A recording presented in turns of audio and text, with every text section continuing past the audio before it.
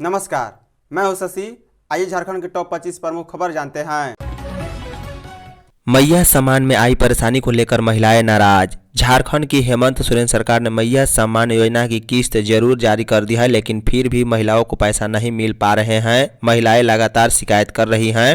ताजा मामला हजारीबाग का है, जहां हजारों महिला ने योजना की किस्त नहीं मिलने की शिकायत की है।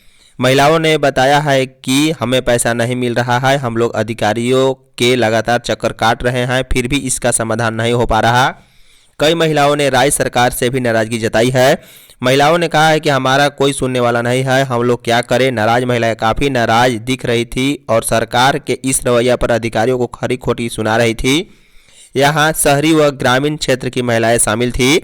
बता दें, महिलाओं ने बताया है कि जब से सरकार ने इस योजना की घोषणा की है, उसी समय ऑनलाइन रजिस्ट्रेशन कराए थे।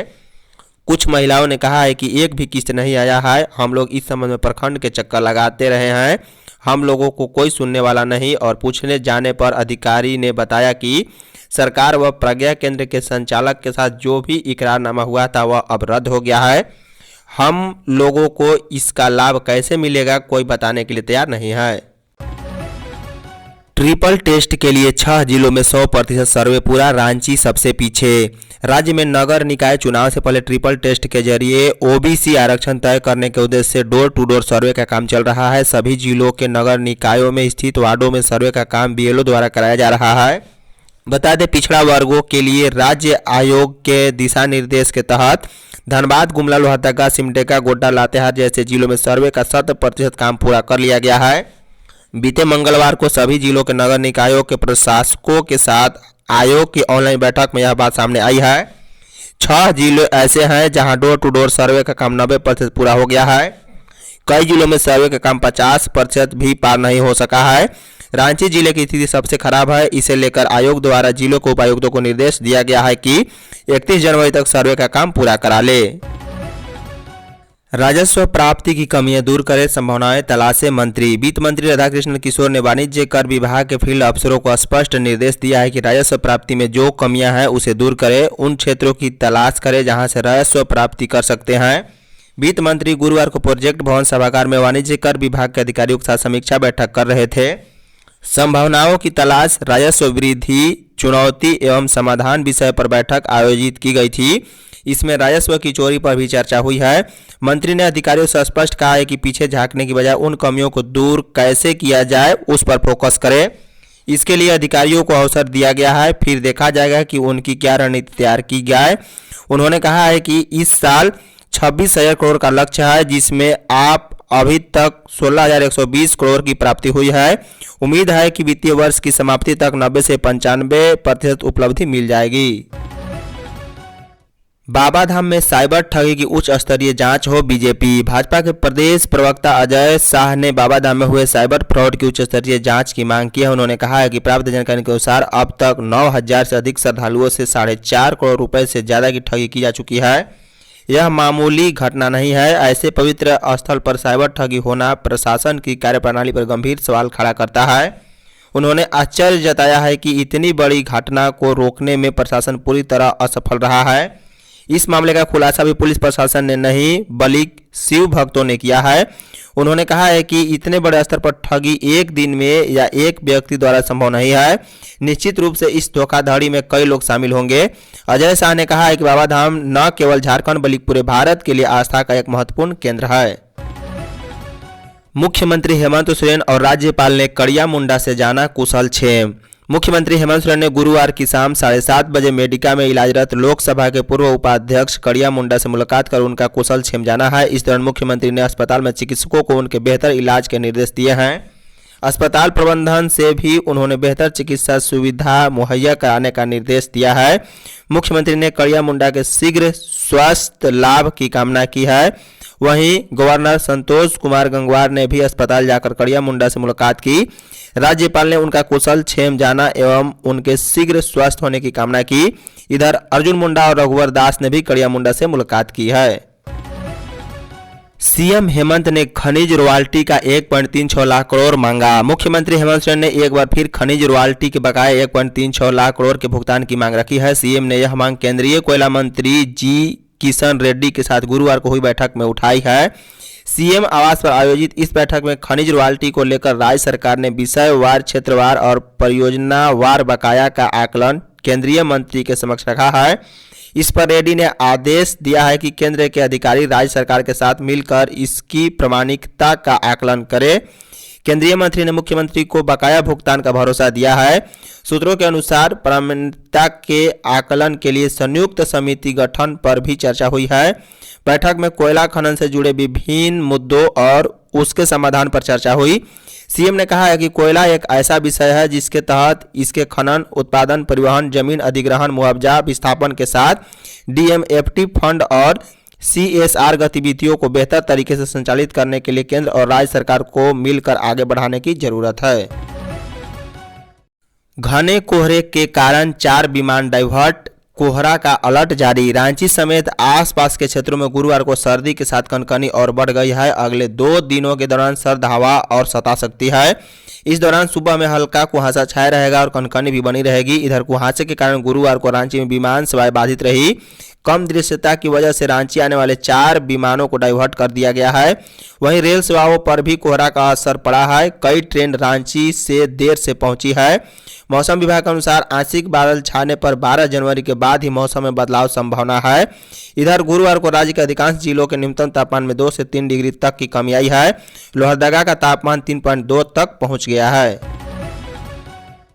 एचएमपीवी वायरस से डरे नहीं। बीमार हो रहे बच्चों के माता पिता एचएमपीवी को लेकर डरे हुए हैं। सर्दी खांसी होने पर भी अस्पताल पहुंच रहे हैं। चिकित्सकों से बच्चों की जांच कराने तक का आग्रह कर रहे हैं।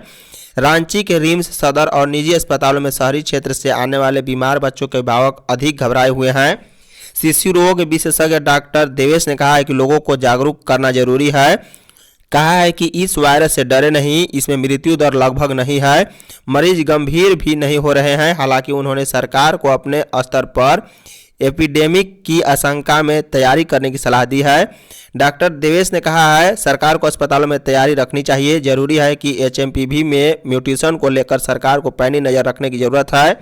वायरस के स्ट्रेन का म्यूटेशन कितना खतरनाक हो रहा है या कमजोर पड़ रहा है, उस पर सतर्कता जरूरी है। यह सामान्य वायरस ही है। झारखंड के स्कूलों में नन्हे कदम बच्चों के विकास का बनेगा साथी। झारखंड में 6 वर्ष तक के बच्चों के लिए नन्हे कदम पाठ्य चर्चा सह हस्त पुस्तिका तैयार की गई है। महिला बाल विकास विभाग, स्कूली शिक्षा साक्षरता विभाग और यूनिसेफ के संयुक्त प्रयास से यह तैयार हुआ है। इसे राज्य के 38,432 आंगनबाड़ी केंद्रों और बालक वाटिका में उपलब्ध कराया जाएगा। पाठ्य चर्चा में बच्चों के साथ ऐसी गतिविधियां की जाती है जो उनके सीखने की ललक को अभिप्रेरित करे, उनकी क्षमता को बढ़ाए और उन्हें समग्र विकास का खुलासा अवसर दे। बता दें, नन्हे कदम पाठ्य चर्चा सह हस्त पुस्तिका में हर महीने थीम आधारित गतिविधियां निर्धारित है। हर माह के प्रत्येक सप्ताह का दिनवार पाठ्यक्रम है। इसमें प्रत्येक सप्ताह के 5 दिन 4 घंटे की गतिविधियां होती है और छठे दिन साप्ताहिक पुनरावृत्ति के लिए निर्धारित है। स्कूली बच्चों को पोशाक नहीं मिले तो शिक्षकों पर कार्रवाई। झारखंड के सरकारी स्कूलों के बच्चों को पोशाक नहीं मिला तो स्कूलों के शिक्षकों पर कार्रवाई की जाएगी। राज्य सरकार की ओर से राशि जारी किए जाने की बात की जा रही है। अभी 1ली से 8वीं तक स्कूल 13 जनवरी तक बंद है। ऐसे में सभी जिलों को निर्देश दिया गया है कि पोशाक या राशि देने की प्रक्रिया इस दौरान पूरी कर ली जाए। 15 जनवरी तक इसे हर हाल में पूरा कर लिया जाए। ऐसा नहीं होने पर सरकार शिक्षकों का वेतन पर रोक लगा सकती है। राज्य में कड़ाके की ठंड पड़ रही है। ऐसे में बच्चों को 2024-25 सत्र का पोशाक और स्वेटर उपलब्ध नहीं कराया जा सका है। शिक्षा विभाग ने जिलों को निर्देश दिया है कि पोशाक का वितरण करने के बाद PFMS में इसे अपलोड करने के बाद BRC को सूचना दे। 17 जनवरी को केंद्र सरकार मामले की समीक्षा करेगी और 15 जनवरी तक अनिवार्य रूप से व्यय सुनिश्चित करे। कोयला मंत्री ने CMPDI में टेस्ट लैब का किया उद्घाटन। कोयला मंत्री किशन रेड्डी ने कोल इंडिया की सहयोगी कंपनी रांची स्थित CMPDI में गुरुवार को 5G use case test lab का उद्घाटन किया है। अत्याधुनिक सुविधाओं से लैस इस लैब का उद्देश्य कोयला क्षेत्र के डिजिटल परिवर्तन और तकनीकी परिदृश्य को आगे बढ़ाना है। 5G use case test lab कोयला उद्योग की जरूरतों को पूरा करने के लिए तैयार किए गए विभिन्न 5G आधारित अनुप्रयोगों के विकास, परीक्षण और अनुकूलन के लिए एक परीक्षण स्थल के रूप में कार्य करता है। कोयला मंत्री रेड्डी ने सर MPDI के कार्यों की सराहना की और कहा है कि CMPDI हमेशा नवाचार में अग्रणी रहा है। अफीम की खेती पर लगाम कसने के लिए सरकार गंभीर। झारखंड में अफीम की खेती रोकने के लिए सरकार सभी विभागों के साथ समन्वय स्थापित कर जीरो टॉलरेंस की नीति पर काम कर रही है। इसी क्रम में गृह सचिव वंदना दादेल व DGP अनुराग गुप्ता शुक्रवार को रांची के बुंडू जाएंगे। वहां पर अफीम की खेती को नष्ट करने को लेकर समीक्षा करेंगे। बैठक में रांची के SSP, खूंटी SP व बुंडू और आसपास के थाना प्रभारी CO और BDO भी उपस्थित रहेंगे। गृह सचिव और DGP अफीम की खेती और तस्करी से प्रभावित जिलों में दर्ज सभी कांड की समीक्षा करेंगे। जहां भी अफीम के खेत तैयार किए गए हैं, प्रारंभिक अवस्था में ही उसे नष्ट करने को लेकर दिशा निर्देश और ग्रामीणों को जागरूक कर अफीम की खेती नहीं करने के लिए प्रेरित करेंगे। रांची DC ने HIL 2025 के आयोजन को लेकर की बैठक। रांची के मरांगगोम के जयपाल सिंह एस्ट्रोटर्फ स्टेडियम में 12 से 26 जनवरी तक महिला हॉकी इंडिया लीग का आयोजन होना है। इसके सफल आयोजन को लेकर रांची DC मंजूनाथ भयंत्री की अध्यक्षता में जिला प्रशासन की बैठक हुई है। बैठक में विभिन्न बिंदुओं पर चर्चा की गई और DC ने संबंधित अधिकारियों को कई निर्देश दिए हैं। बता दें, बिजली आपूर्ति मैच फ्लड लाइट के तहत खेले जाएंगे। इस दौरान निर्बाध बिजली आपूर्ति सुनिश्चित की जाए। इसके लिए बिजली और ऊर्जा विभाग से तकनीकी विशेषज्ञ प्रतिनियुक्त किए जाएंगे। वहीं सुरक्षा में फायर ब्रिगेड, प्राथमिक चिकित्सा कक्ष और एम्बुलेंस की व्यवस्था की जाएगी। साफ सफाई में स्टेडियम के बाहरी क्षेत्र की साफ और पिचों को पानी देने के लिए नियमित जल आपूर्ति की व्यवस्था की जाएगी। रघुबर दास बोले, मैं CM हूं और CM ही रहूंगा। झारखंड के पूर्व मुख्यमंत्री रघुबर दास ने कहा है कि वह CM है और हमेशा CM ही रहेंगे। जी हां, भारतीय जनता पार्टी के वरिष्ठ नेता और उड़ीसा के राज्यपाल के पद से हाल ही में इस्तीफा देने वाले रघुबर दास ने ये बातें कही है। उन्होंने कहा है कि वह शुक्रवार 10 जनवरी 2025 को एक बार फिर से सक्रिय राजनीति में वापसी करने जा रहे हैं। भाजपा के आम कार्यकर्ता के रूप में वह संगठन में पदार्पण करने जा रहे हैं। रांची में पत्रकारों से बातचीत में रघुबर दास ने कहा है कि वह CM है और हमेशा CM ही रहेंगे। उन्होंने CM का फुल फॉर्म भी बताया है। कहा, CM यानी कॉमन मैन, एक ऐसा व्यक्ति जिससे कोई भी कहीं भी मिल सकता है।